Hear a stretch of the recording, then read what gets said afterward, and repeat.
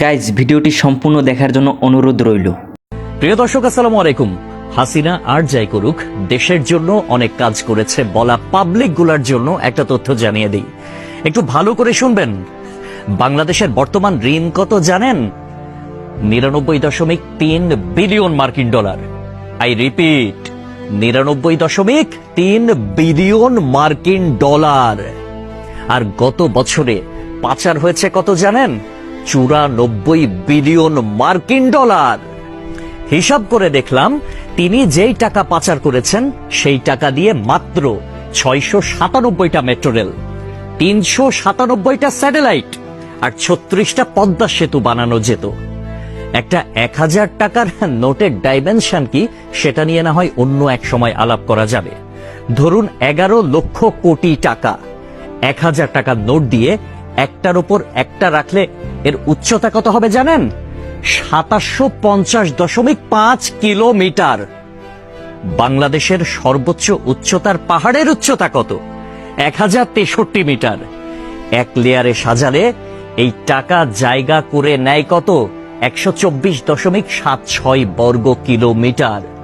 আর ঢাকার সাইজ মাত্র 306 বর্গ কিলোমিটার। চট্টগ্রাম 155 বর্গ কিলোমিটার।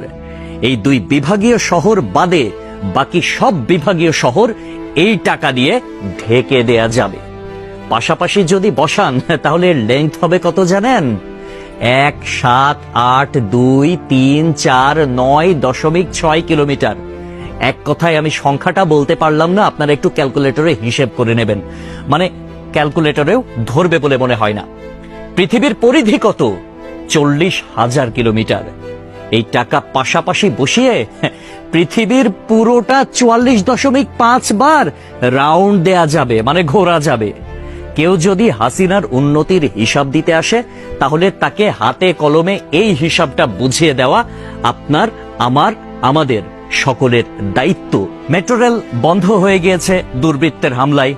এটা ঠিক করতে 1 বছর সময় লেগে যেতে পারে, ন্যূনতম, মানে কমপক্ষে 1 বছর সময় লাগবে এটা বলা হয়েছিল। এটা ঠিক করতে বাজেট ধরা হয়েছিল 300 কোটি টাকা। অথচ 2টা স্টেশন বাদ দিয়ে খুব সহজেই মেট্রো রেল চালু করা যেত, কিন্তু সেটা করেন নাই তার সঙ্গপাঙ্গরা। কারণ খেতে হবে, বেগম পাড়ায় টাকা পাঠাতে হবে, বেগম পাড়ায় বেগমরা গিয়ে ফুলে ফেপে উঠবে, তারা আরামসে দাস দাসী নিয়ে দিন কাটাবে। এইটার জন্য এত টাকা বরাদ্দ করা হয়েছিল।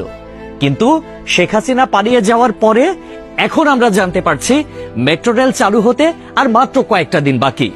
তাহলে বোঝেন ব্যাপারখানা। আমাদের শিরা উপশিরা থেকে শুরু করে রন্ধ্রে রন্ধ্রে প্রত্যেকটা জায়গায় এইরকম চুরচামারির অভ্যাস।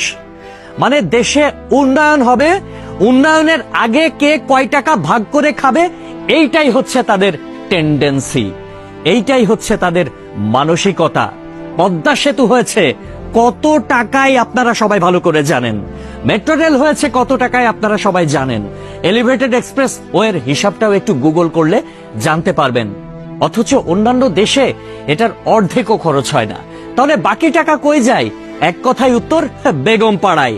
তবে একটা বিষয় ভালো লেগেছে, শেখ হাসিনা পলায়ন করেছে, কিছু নেতাকর্মী তারা বাংলাদেশে আটকা পড়েছে, তাদের বেগমরা কিন্তু ঠিকই বেগম পাড়ায় এখন আছে, আর তারা এই আমাদের অজপাড়া গায়েই রয়ে গেছে।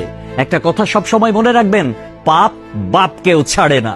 প্রকৃতি ছাড় দেয় কিন্তু ছেড়ে দেয় না। সবকিছুর হিসাব পয় পয় করে দিতে হবে একদিন। সবাই ভালো থাকবেন। আসসালামু আলাইকুম।